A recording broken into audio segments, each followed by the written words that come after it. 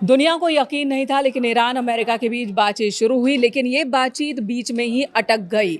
उधर कतर में फिर धमाका हो गया। मयंक हमारे सहयोगी इस वक्त हमारे साथ मौजूद हैं। क्या हो रहा है इस पूरे मसले पर, उनसे ही जानते हैं। मयंक, पहला सवाल तो यही है कि स्विट्जरलैंड में जो बातचीत हो रही थी, इससे पहले कतर में धमाका क्यों हो गया? देखिए, कतर में जो धमाका हुआ है, हम सीधा पॉइंट पे आना चाहेंगे। कतर में जो धमाका हुआ, ब्लास्ट हुआ है, ये पहली बात तो ये है कि इसको लेकर दो बातें बताई जा रही हैं। ऐसी आशंका जताई जा रही है कि एक तो ये हादसा है, जैसा कि बताया जा रहा है। कतर के कुछ अधिकारियों ने भी ये बयान दिया है कि ये हादसा है, लेकिन एक बड़ी आशंका ये जताई जा रही है कि क्या ये किसी तरह का हमला था या किसी तरह का कोई सैबोटाज था या यहाँ पर धमाका करवाया गया। देखिए, ये सब कुछ ऐसे हालात में हो रहा है, आपको दो बातें समझनी पड़ेगी। देखिए, कतर में जो धमाका हुआ, ये कहाँ पर होता है? दूसरा, स्विट्जरलैंड में बातचीत हो रही है, उसके बीच में होता है। और खास तौर पर रूस की ऑयल रिफाइनरीज जल रही हैं, उसके बीच में कतर में धमाका होता है। देखिए, कतर में जो ब्लास्ट हुआ, ये यहाँ की जो रास लफान इंडस्ट्रियल एरिया है, इसकी बरजान गैस सप्लाई प्लांट जो है, इसमें ये धमाका हुआ। ये कतर का सबसे बड़ा गैस सप्लाई प्लांट है, जिसमें धमाका होता है। बरजान, पानी की सप्लाई भी, रास लफान, देखिए यहाँ से वाटर सप्लाई भी होती है, जो आप कह रही हैं, यहाँ से वाटर सप्लाई भी होती है। कई इलाके में उसको प्यूरिफाई किया जाता है, गैस सप्लाई होती है, ऑयल सप्लाई भी इसके आसपास से होती है।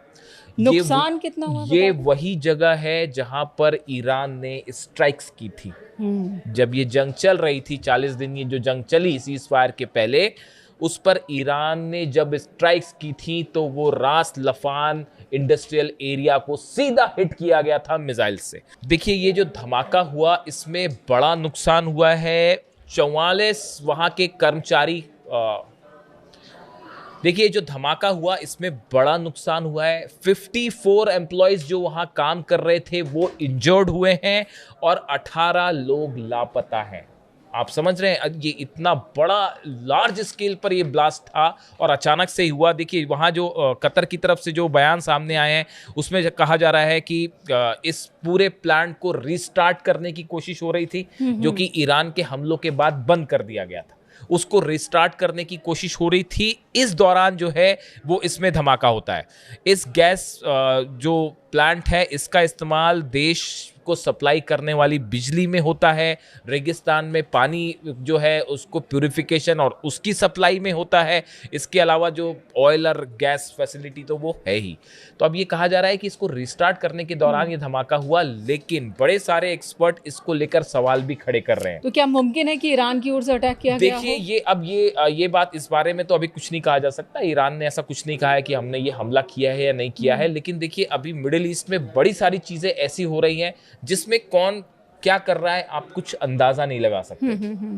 तो एक बड़ी गौर करने वाली बात यह है कि ये ब्लास्ट ऐसे समय पे होता है जब रूस की, रशिया की पिछले, आप अगर बात करें 4 से 5 दिन की, 80 ऑयल रिफाइनरीज पर टारगेट किया है यूक्रेन ने। या तो ड्रोन अटैक्स हुए हैं या मिसाइल अटैक्स हुए हैं। रूस की क्रीमिया से लेकर मॉस्को के आसपास भी जितनी ऑयल रिफाइनरीज हैं, उनको सीधा टारगेट किया जा रहा है। क्रीमिया में तो ये हाल है कि 4 लोगों की मौत हो गई है, और जो सबसे बड़ी क्रीमिया की ऑयल रिफाइनरी है उसको सीधा हिट कर दिया गया है, और ऑयल सप्लाई बुरी तरह से बाधित हुआ है रूस में। और ये सब कुछ कब हो रहा है? जब ईरान के साथ बातचीत आगे बढ़ती जा रही है। यानी एक तरफ हॉर्मुज खुलने की चर्चाएं हैं कि हॉर्मुज धीरे से खुले, और दूसरी तरफ रूस में जंग तेज हो जाती है और रूस की ऑयल रिफाइनरीज को निशाना बनाया जाता है। देखिए, हम इसमें कुछ कहना नहीं चाह रहे, इसको बस आप हर चीजें कोरिलेट करके देखनी पड़ती हैं। एक बड़ा फोकस शिफ्ट है जो दिखाई दे रहा है कि रूस की ऑयल रिफाइनरीज पे जो हमले हो रहे हैं, ये कोई कोइंसिडेंस नहीं है। ये यूक्रेन को बोला गया है हिट करिए। G7 समिट होती है, अगले दिन से रूस की ऑयल रिफाइनरीज पर हमले शुरू हो जाते हैं। और देखिए, आप दोनों चीजें एक साथ नहीं हो सकती कि रूस की जो ऑयल रिफाइनरी वो भी जलने लगे और ईरान का सप्लाई तेल जो है वो भी रुक जाए। मुश्किल खड़ी हो जाएगी पूरी दुनिया में। तो कोशिश ये हो रही है कि ईरान के ऑयल को सप्लाई किया जाए धीरे से, हॉर्मुज खोला जाए और रूस को दबाया जाए। क्या इसका कोई कनेक्शन था कतर में जो धमाका हुआ उससे?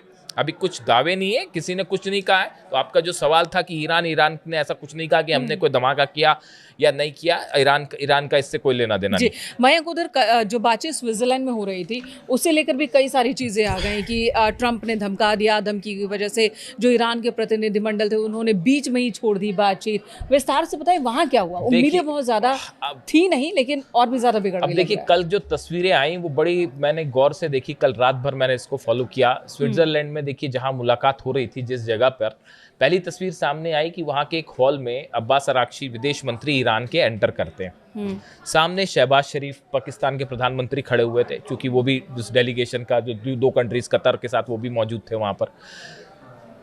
शहबाज शरीफ ने अब्बास अराक्ची को वेलकम किया।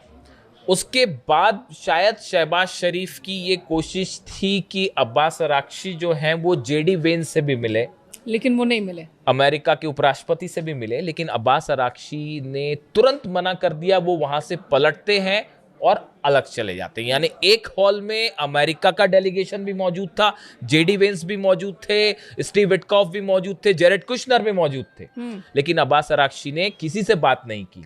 हालांकि ऐसी कोशिश थी शहबाज शरीफ की, ऐसा लगा बॉडी जेस्चर से कि वो चाह रहे हैं कि वो उनसे भी मिले, लेकिन अब्बास अराक्ची ने मिलने से मना कर दिया। उसके बाद देखिए बात शुरू होती है। बात शुरू हुई, करीब 80 मिनट की बात हुई। इस 80 मिनट में क्या हुआ और 80 मिनट के बाद क्या हुआ, ये दोनों बेहद ही इंटरेस्टिंग बातें हैं।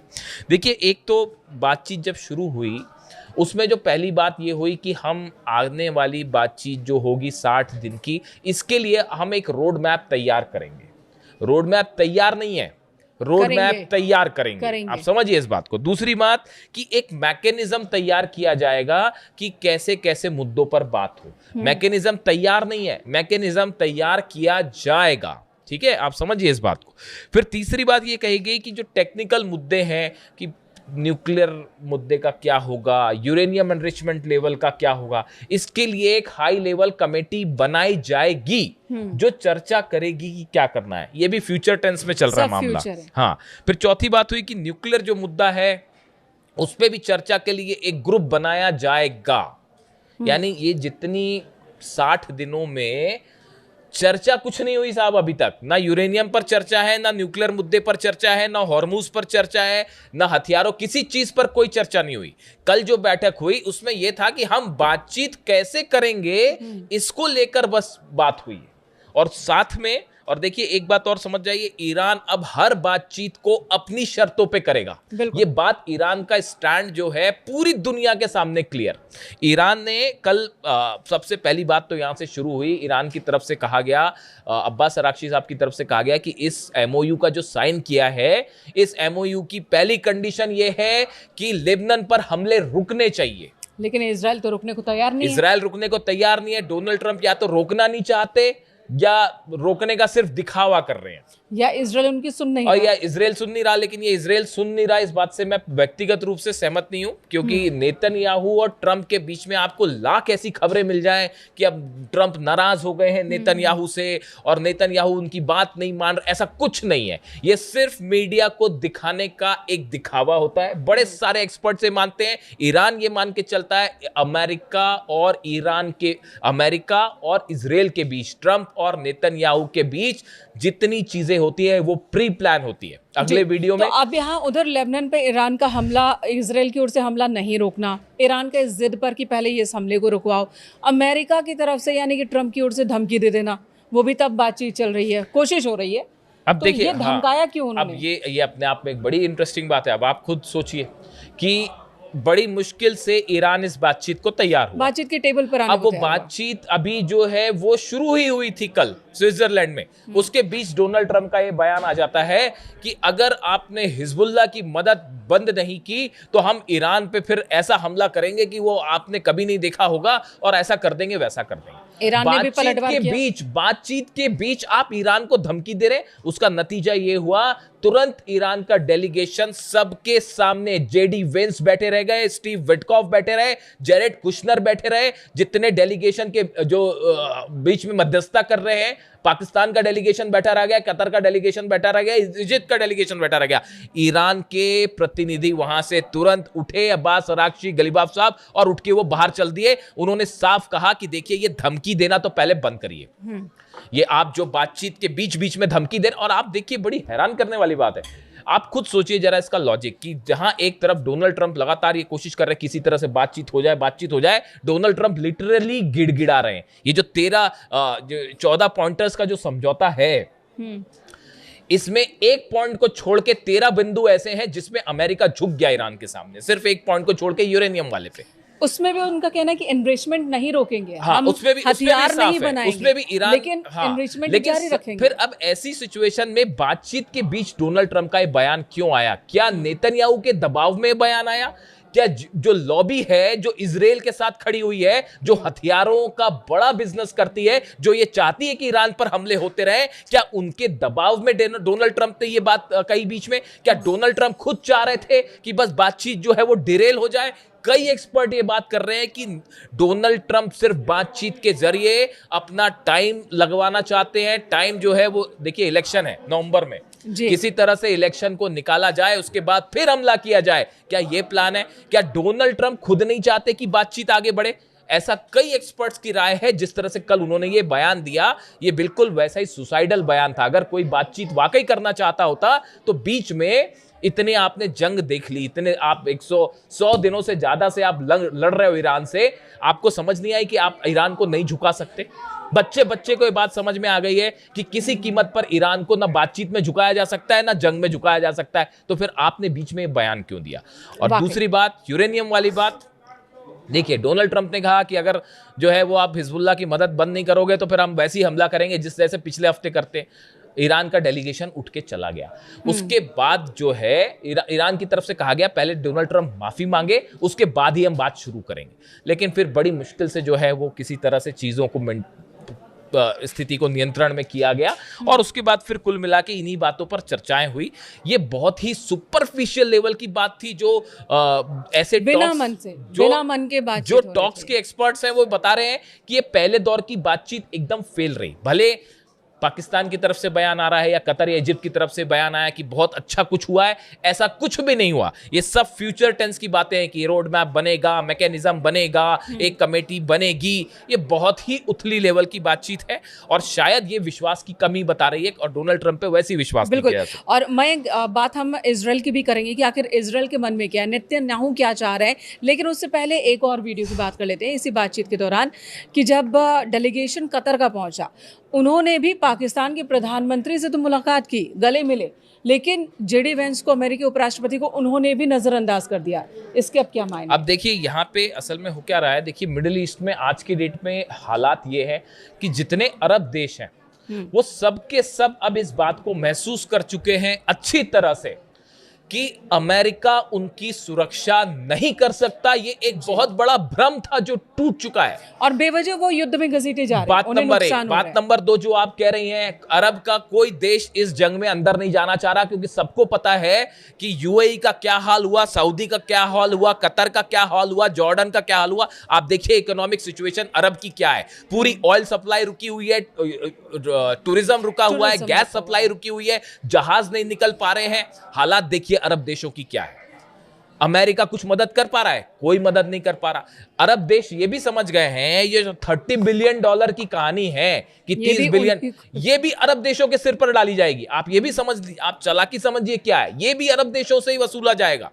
मार खाएं अरब देश, पैसा दे अरब देश, सुरक्षा आप उनकी कर मत पाओ, जहाज जले अरब देशों के, ऑयल रिफाइनरीज में धमाके हों अरब देशों के। तो फिर अरब देश अमेरिका की बात क्यों मानने लगा, और क्यों माननी चाहिए, ये भी आप समझिए। ये बात अब साफ हो चुकी है मिडिल ईस्ट में आप। और देखिए ये जो 14 पॉइंटर अगर एमओयू साइन हो गया, देखिए इसको कभी अमेरिका नहीं साइन होने देगा, इसको कभी इजराइल साइन नहीं होने देगा। अगर ये शर्त पूरी हो गई और ये सब कुछ ऐसे ही चलता रहा, आप देखिए विद इन 5 ईयर्स, 5 साल के अंदर ईरान दुनिया का सबसे बड़ा सुपर पावर इकोनॉमिकली उठ के खड़ा हो जाएगा। इतना ज्यादा ऑयल है ईरान के पास। आपने 30 साल से ईरान के ऑयल को बाजार में नहीं आने दिया, उसके बाद भी आज ईरान अपने दम पे लड़ रहा है, बिना किसी के सपोर्ट पे लड़ रहा है, और अमेरिका और इजराइल घुटने पे। और अब जब उसका ऑयल खुल जाएगा सारे प्रतिबंध लगभग हट सारे जाएंगे। प्रतिबंध हट जाएंगे, तो फिर सोचिए कितना तेज डेवलपमेंट हो सकता है ईरान में। वो जो ब्रिज गिराए थे और कह रहे थे कि 10 साल बाद बनेंगे, वो 90% बना लिए गए। ये जो नुकसान हुआ ईरान को, जिसमें जो मिसाइल्स मारी गई, टॉप हॉक मिसाइल्स, कहीं किसी ब्रिज को गिरा दिया गया, रेलवे ब्रिज को नुकसान कर दिया गया, कहीं कोई एयरपोर्ट को नुकसान कर दिया गया, इंफ्रास्ट्रक्चर गिराए गए, उसमें से 70% से 90% फिर से खड़े कर लिए हैं ईरान ने जी। तो अब ऐसी हालत में नेतन्याहू क्या करेंगे? नेतन्याहू ने साफ कर दिया है, लेबनान से सेना वापस नहीं बुलाई जाएगी। ईरान का स्टेटमेंट साफ है कि अगर सेना आप वापस नहीं बुलाएंगे तो इजराइल के साथ जंग तय है। पूरे इजराइल को खत्म करने की वो धमकी दे रहे हैं। ईरान की तरफ से का मनोबल बढ़ा हुआ है, क्योंकि हर जगह विन विन कंडीशन में इस वक्त ईरान दिख रहा है। बिना किसी सपोर्ट के ईरान ने अमेरिका, इजराइल, सऊदी, कतर सबको नाको चने चबवा दिए। और अब जब बातचीत भी वो अपनी शर्तों पर ही कर रहा है या फिर नहीं कर रहा है, तो ऐसे में क्या इजराइल इस बार गलत रास्ते पर हो गया? देखिए, इजराइल नेतन्याहू का एजेंडा साफ है। लेबनान का जो बफर जोन है वो जमीन पे कब्जा कर लो, सीरिया में जो जमीन कंट्रोल पे है उसमें कब्जा कर लो, गजा में जो जमीन पे कब्जा कर रखा है उसको कब्जा कर लो। ये बफर जोन किसी सूरत में नेतन्याहू वापस नहीं लेंगे, हटेंगे नहीं वहां से। और ईरान इस बात के लिए अड़ा हुआ है कि पीछे हम हटा के। इस समय हालात ये हैं कि भले बातचीत चल रही हो, लेकिन ईरान की सेना और इजराइल दोनों की सेनाएं एकदम फ्लैश पॉइंट पर तैयार बैठी हैं।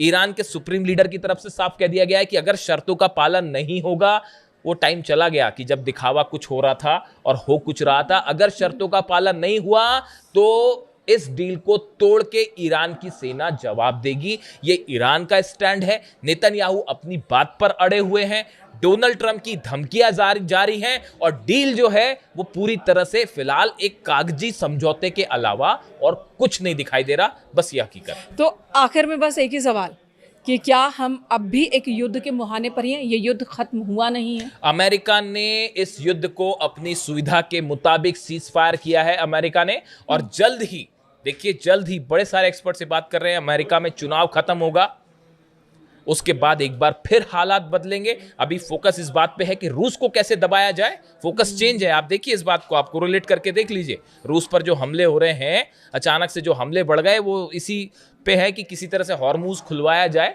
और उधर हमले बढ़ाए जाएं। यानी जंग होनी तय है। बड़े एक्सपर्ट सारे यही मान के चल रहे हैं कि ये जंग को टाला नहीं जा सकता, बस कुछ ही वक्त की बात है। धन्यवाद आपका। मैं इस वक्त जो अपडेट होगा आप तक पहुंचाएंगे। Thank you so much.